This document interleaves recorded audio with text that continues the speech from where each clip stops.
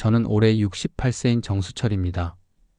42년간 한 기업에서 임원으로 일하다 정년퇴직한 지 벌써 3년이 지났어요. 서울 강남에 있는 40평 아파트에서 혼자 살고 있습니다. 아내는 6년 전에 먼저 세상을 떠났고 외동딸 미선이 38세에 결혼해서 사위 경호와 함께 살고 있죠. 사실 제 인생에서 가장 자랑스러운 게 딸 미선입니다. 어릴 때부터 착하고 똑똑했던 아이가 지금도 여전히 저를 잘 챙겨줘요. 일주일에 2번은 꼭 안부 전화를 드리고 한 달에 1번은 집에 와서 밥도 해주고 청소도 도와줍니다. 사위 경호도 처음엔 어색했지만 지금은 정말 친한 사이가 됐어요. 작은 건설회사를 운영하는데 성실하고 예의 바른 사람이죠. 제 재산이라고 해봤자 큰 것도 없습니다. 이 아파트와 은행에 예금 1억 2천만 원 정도, 그리고 주식과 펀드에 조금씩 투자한 게 전부예요. 회사 다닐 때 모은 돈이니까 딸한테 물려줄 생각입니다. 미선이는 항상 아버지, 그런 얘기 하지 마세요. 건강하게 오래 사세요 라고 하지만요. 요즘 제 일상은 단조롭지만 평온해요. 아침에 일어나서 근처 공원으로 산책을 나가고 오후에는 서재에서 책을 읽거나 신문을 봅니다. 저녁엔 드라마를 보거나 친구들과 화투를 치러 나가죠. 가끔 외로울 때도 있지만 딸과 사위가 자주 연락해주니까 그럭저럭 견딜만 해요. 특히 서재에서 보내는 시간이 가장 좋습니다. 젊었을 때 바빠서 제대로 읽지 못했던 책들을 천천히 읽어나가는 재미가 있어요. 책장을 정리하면서 옛 추억도 되살리고요. 아내가 좋아했던 시집도 가끔 꺼내 읽습니다. 그럴 때면 마음이 따뜻해지죠. 미선과 경호가 가끔 아버님, 우리 집 근처로 이사 오세요 라고 하지만 저는 이 집이 좋아요. 40년간 살아온 추억이 담긴 곳이니까요. 게다가 혼자 살기엔 충분하고 교통도 편리해서 불편한 게 없습니다. 병원도 가깝고 마트도 걸어서 10분 거리에 있어요. 건강도 나쁘지 않은 편입니다. 혈압약 정도만 먹고 있고 6개월마다 정기검진 받을 때도 큰 이상 없다고 하더군요. 친구들은 저보다 몸이 안 좋은 사람들이 많은데 저는 운이 좋은 편이에요. 아마 규칙적인 생활 덕분인 것 같습니다. 딸과 사위에 대한 믿음도 확고해요. 두 사람 모두 제게 거짓말을 한 적이 없고 항상 솔직하게 대해왔거든요. 경호도 사업이 힘들 때 저한테 도움을 요청한 적이 있는데 그때도 정직하게 상황을 설명해줬습니다. 결국 제가 조금 도와줬고 지금은 사업이 안정됐어요. 매일 아침 6시에 일어나서 공원 산책을 1시간 정도 하고 돌아와서 아침 식사를 간단히 때웁니다. 신문을 읽으면서 커피 한 잔 마시는 시간이 하루 중 가장 평화로워요. 세상이 하루가 다르게 변하고 있지만 제 일상만큼은 변하지 않았으면 좋겠습니다. 저녁에는 주로 텔레비전을 보거나 책을 읽어요. 요즘 들어서 옛날 일들이 더 선명하게 기억나는 것 같습니다. 회사 다닐 때 동료들과의 추억, 미선이 어렸을 때 일들, 나이가 들면 그런가 봐요. 가끔은 아내가 보고 싶어서 사진을 꺼내보기도 합니다. 그날도 평소와 다름없는 저녁이었어요. 7시쯤 저녁 식사를 마치고 서재로 들어가 책장을 정리하고 있었습니다. 오래된 책들을 정리하면서 기증할 것들을 골라내고 있었죠. 그런데 갑자기 현관문 열리는 소리가 들렸어요. 아버지, 저희 왔습니다. 미선 목소리였어요. 미리 연락 없이 온 건 처음이라 조금 이상했지만 반가웠습니다. 서재 문을 열고 나가려다가 경호 목소리가 들려서 잠깐 멈췄어요. 여보, 이제 정말 결정해야 할 때야. 아버님 상태가 점점 안 좋아지고 있어.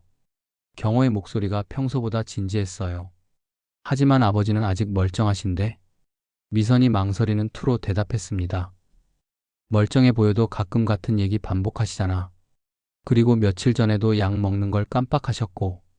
이런 증상들이 치매 초기 단계라고 민구 형이 그러더라. 민구라니 경호의 사업 파트너 송민구 말인가요? 왜 그 사람이 제 건강에 대해 얘기하는 거죠? 가슴이 두근거리기 시작했습니다. 그래도 아버지를 속이는 건 미선 목소리에 눈물이 섞여 있었어요. 속이는 게 아니라 아버님을 위한 거야. 치매가 진행되기 전에 좋은 요양원에 모시고 재산도 안전하게 관리해드리는 거잖아. 지금 안 하면 나중에 더 힘들어져. 저는 서재문 뒤에서 숨을 죽이고 들었습니다. 믿을 수가 없었어요. 제가 치매라고요? 그리고 요양원이라니. 머리가 하얗게 변하는 기분이었습니다. 민구 형이 병원 선생님이랑 얘기해서 진료 예약도 잡아뒀대. 우리가 미리 아버님 증상들을 설명하면 진단받기 쉬울 거래. 증상을 미리 설명한다고? 미선이 놀란 듯 물었어요. 같은 질문 반복하신다든지, 날짜 헷갈리신다든지, 그런 식으로. 실제로 그런 적 있잖아. 있긴 했나요? 저는 기억을 되짚어 봤지만 그런 기억이 없었어요. 오히려 친구들보다 기억력이 좋다는 소리를 자주 들었는데, 그리고 통장이랑 도장도 미리 맡아둬야 해. 나중에 후견인 신청할 때 필요하거든. 후견인이요? 저는 다리에 힘이 빠져서 벽에 기댔습니다. 이게 정말 제가 아는 미선과 경호인가요? 평생 저를 속여본 적 없던 그 아이들이. 엄마 생각해봐. 엄마도 말년에 고생 많이 하셨잖아. 아버님은 그런 고생 없이 편안하게 지내시게 해드리는 거야. 그 순간 정말 화가 났습니다. 아내를 핑계로 쓰다니. 아내는 병원에서 치료받으면서도 끝까지 집에서 지내고 싶어 했는데 제가 끝까지 모셨어요. 그런데 저한테는 선택권도 주지 않겠다는 건가요? 알겠어요. 하지만 너무 성급하게 하지는 말아요. 아버지가 의심하실 수도 있으니까. 미선이 결국 동의하는 소리를 듣고 저는 주저앉고 말았습니다. 평생 믿고 살아온 딸이, 그리고 친아들처럼 여겼던 사위가 이럴 수가 있나요? 두 사람이 계속 대화하는 소리가 들렸어요.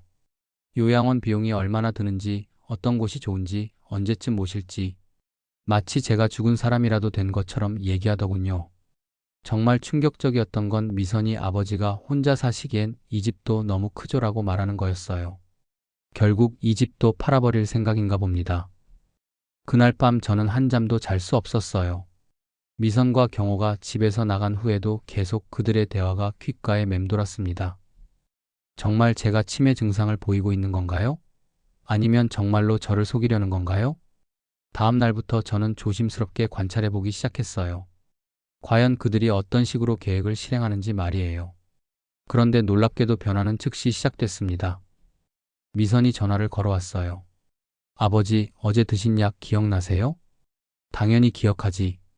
혈압약 먹었어. 정말요? 몇 시에 드셨는데요? 저녁 먹고 나서 7시쯤. 아버지, 어제는 제가 집에 갔는데 약통이 그대로 있더라고요.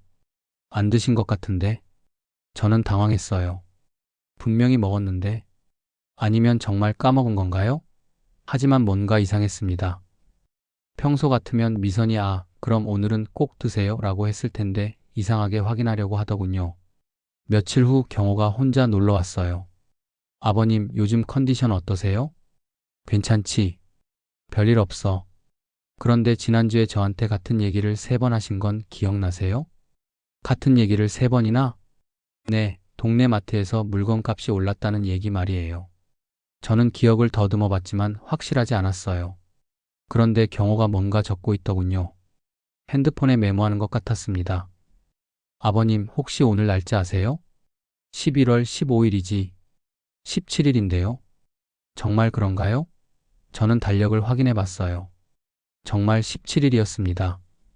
하지만 하루 이틀 헷갈리는 건 누구에게나 있는 일 아닌가요? 그런데 이상한 건 경호가 계속 질문을 하더라는 겁니다. 아침에 뭘 드셨어요? 어제 누구랑 통화하셨죠? 약은 언제 드세요? 마치 저를 시험하는 것 같았어요. 일주일 후에는 더 충격적인 일이 벌어졌어요. 미선이 갑자기 와서 아버지, 통장이랑 도장 어디 있어요? 정기적금 만기됐는데 연장해 드릴게요 라고 하더군요. 내가 직접 하면 되는데. 아버지, 요즘 은행 업무 복잡해요. 제가 대신 해드릴게요. 그래서 통장과 도장을 주었는데 며칠 후 확인해 보니 정기적금뿐만 아니라 다른 계좌 내역도 복사해간 흔적이 있었어요. 서류 정리함을 뒤져보니 부동산 등기부등본까지 없어졌습니다. 그때부터 저는 확신했어요. 정말로 저를 속이고 있구나. 제가 치매에 걸렸다고 거짓으로 꾸며서 재산을 빼앗으려는 거구나. 가장 충격적이었던 건 병원 예약을 잡아온 거였어요. 아버지, 건강검진 받으러 가요. 나이도 있으시니까 정밀 검사 받아보시는 게 좋을 것 같아요. 병원에 가는 길에 경호가 말했어요. 아버님, 의사 선생님이 질문하시면 솔직하게 대답하세요. 요즘 깜빡하는 일이 많다고.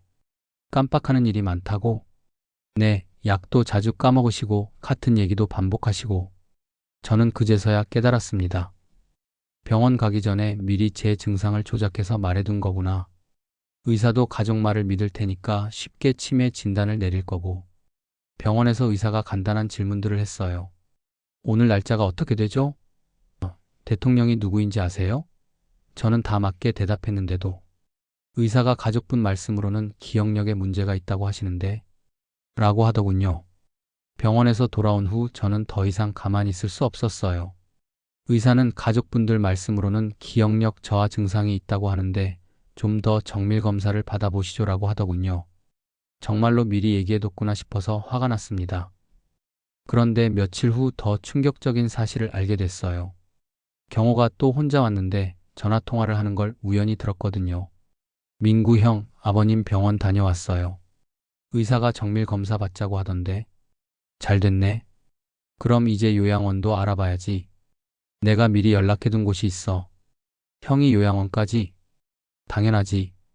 이런 건 미리미리 준비해야 해. 그리고 후견인 신청 서류도 변호사한테 맡겨뒀어. 저는 깜짝 놀랐어요. 송민구가 이 모든 걸 주도하고 있었구나. 경호는 그냥 시키는 대로 하는 거였습니다. 형, 그런데 이게 정말 괜찮은 건가요? 아버님이 알게 되면 어때? 어차피 치매 판정 나면 법적으로 문제 없어. 오히려 재산 관리 잘못해서 손해보는 것보다 낫지. 재산이 얼마나 되는지 정확히 아세요? 은행 예금만 1억 2천만 원이고 아파트는 시세가 16억 정도 될 거야. 주식이랑 펀드 합치면 20억은 넘겠지. 20억이요? 제가 그렇게 많은 재산이 있나요? 아파트 값이 많이 올랐나 보군요. 그런데 송민구는 어떻게 제 재산을 이렇게 자세히 알고 있는 거죠? 형은 왜 이렇게까지 도와주시는 거예요? 경호야, 우리 사업 확장하려면 자금이 필요하잖아. 아버님 재산 일부만 투자하면 큰 건설 수주 받을 수 있어. 물론 나중에 다 갚을 거고. 아, 그렇구나. 결국 제 재산을 자기들 사업에 쓰려는 거였어요. 그것도 제 동의 없이 말이죠. 그런데 미선은 어떻게 설득했어요? 미선이는 순진해. 아버님을 위한 거라고 하니까 믿더라고. 사실 요양원비도 만만치 않으니까 재산 관리는 필요하긴 해. 저는 더 이상 들을 수 없었어요. 사위와 송민구가 공모해서 저를 치매 환자로 만들고 제 재산을 가로채려는 거였구나. 그리고 순진한 미선을 속여서 공범으로 만든 거고요. 다음날 송민구가 직접 집에 왔어요. 아버님, 안녕하세요. 경호 처남이에요. 아, 민구구나. 어서 와. 아버님, 건강이 좀 안 좋으시다고 들었는데. 아니야, 나는 괜찮아. 그래도 나이가 나이니까. 혹시 요양원 같은 곳 생각해 보신 적 없으세요? 요즘 시설 좋은 곳 많거든요. 이 사람이 직접 나서는군요. 저는 일부러 바보인 척했어요. 요양원이면 좋겠지만 돈이 많이 들지 않을까? 아버님, 걱정 마세요. 재산이 충분히 있으시잖아요. 제가 좋은 곳 알아봐 드릴게요. 고맙구나. 그런데 내 재산이 얼마나 되지? 아파트랑 예금 합쳐서 한 20억 정도 될 거예요. 이 사람이 제 재산을 제가 아는 것보다 더 정확히 알고 있다니 정말 무서웠습니다. 송민구가 계속 말했어요. 요즘 같은 시대에 혼자 계시기 힘드실 텐데 좋은 요양원에서 또래분들과 함께 지내시면 훨씬 좋을 거예요. 그날 밤부터 저는 본격적으로 증거 수집에 나섰어요. 휴대폰에 녹음 기능이 있다는 걸 뒤늦게 알았거든요. 젊은 친구가 가르쳐 줬습니다. 그리고 변호사도 찾아갔어요. 변호사님, 이런 경우에는 어떻게 해야 하나요? 일단 증거가 중요합니다. 대화 녹음이나 서류 조작 증거 같은 것들 말이에요. 그리고 정신감정도 받아보시는 게 좋겠습니다. 며칠 후 결정적인 증거를 잡았어요. 송민구와 경호가 제 집에서 대화하는 걸 녹음했거든요. 요양원은 언제쯤 보낼 거야?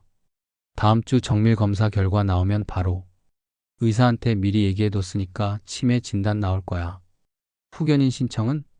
서류 다 준비됐어. 미선 이름으로 신청할 예정이야. 좋아. 그럼 재산 관리도 미선이 하는 거지? 명목상으로는 그렇고 실제로는 내가 할 거야. 미선이는 숫자에 약하잖아. 완벽한 증거였어요. 저는 이 녹음을 들고 다시 변호사에게 갔습니다. 이 정도면 충분한 증거입니다. 사기죄와 후견인 제도 남용으로 고발할 수 있어요. 다음날 저는 미선을 따로 불렀어요. 미선아, 아빠한테 할 얘기 있지 않니? 무슨 말씀이세요? 요양원 얘기 말이야. 미선 얼굴이 새하얗게 변했어요. 아버지가 어떻게? 다 들었어. 너희들이 나를 치매 환자로 만들려는 계획도. 아버지, 그게 아니라. 그럼 뭐야? 내가 정말 치매에 걸렸다는 거야? 미선이 울기 시작했어요. 아버지, 저는 정말 아버지를 위해서? 내 동의도 없이? 내 재산을 가로채려는 것도 나를 위해서? 민구 오빠가 아버지가 치매 초기 증상이라고. 미리 대비하는 게 좋다고. 미선아, 너는 송민구한테 속은 거야. 그 사람은 내 재산을 자기 사업에 쓰려고 했어. 그때 경호가 들어왔어요. 아버님, 무슨 얘기를? 경호야, 너도 앉아. 이 녹음 들어봐. 제가 녹음을 틀자 경호 얼굴이 파랗게 변했어요. 송민구와의 대화가 선명하게 들렸거든요. 이게 어떻게? 너희들이 나를 바보로 본 거지. 68살이라고 아무것도 모를 거라고 생각했나? 미선이 울면서 말했어요. 아버지, 정말 죄송해요. 저는 정말 아버지를 위한다고 생각했어요. 미선아, 나는 너를 용서할 수 있어. 내가 속은 거니까. 하지만 경호, 너는 다르다. 경호가 무릎을 꿇었습니다. 아버님, 정말 죄송합니다. 민구 형이 사업 자금이 필요하다고. 잠깐만 빌리는 거라고. 빌린다고? 내 동의도 없이? 결국 진실이 모두 밝혀졌어요. 송민구는 사업 확장을 위해 제 재산을 노렸고 경호를 사주해서 저를 치매 환자로 만들려 했던 거죠. 순진한 미선은 정말로 저를 위한다고 믿고 있었고요. 저는 송민구를 경찰에 고발했습니다. 사기 미수와 후견인 제도 남용 혐의로 말이에요.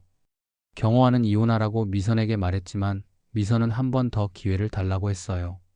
경호도 진심으로 뉘우치는 것 같아서 조건부로 용서해줬습니다. 지금 생각해보면 정말 무서운 일이었어요. 만약 제가 우연히 그 대화를 듣지 못했다면 정말로 요양원에 갇혀서 재산을 모두 빼앗겼을지도 모르거든요. 가족이라고 해서 무조건 믿으면 안 된다는 걸 뼈저리게 깨달았습니다. 송민구는 결국 사기 미수 혐의로 기소됐고 경호는 진심으로 반성하는 모습을 보여줬어요. 미선과의 관계도 예전처럼 회복됐습니다. 하지만 한번 금이 간 신뢰를 완전히 회복하는 데는 시간이 필요할 것 같아요. 요즘은 더욱 조심스럽게 살고 있어요. 통장과 도장 관리도 더 철저히 하고 중요한 서류들도 따로 보관하고 있습니다. 그리고 정기적으로 변호사와 상담도 받고 있어요. 68년을 살면서 이런 일을 당할 줄 몰랐어요. 특히 가장 믿었던 가족한테서 말이죠. 하지만 이 경험을 통해 더 강해진 것 같습니다. 나이가 들어도 방심하면 안 되겠다는 교훈을 얻었어요. 지금은 미선과 경호가 다시 예전처럼 저를 챙겨주고 있어요. 하지만 예전과는 달리 모든 일을 제가 직접 확인하고 결정하고 있습니다. 제 인생은 제가 책임져야 한다는 걸 새삼 깨달았거든요. 앞으로 남은 시간도 제가 원하는 대로 살고 싶어요. 아무도 제 인생을 대신 결정하게 하지 않을 겁니다. 비록 힘들고 아픈 경험이었지만 이제는 더 현명하게 살 수 있을 것 같습니다. 마지막까지 시청해주셔서 감사드립니다. 구독과 좋아요 잊지 마시고 여러분 모두 삶 속에서 늘 안전하고 행복하시길 바랍니다.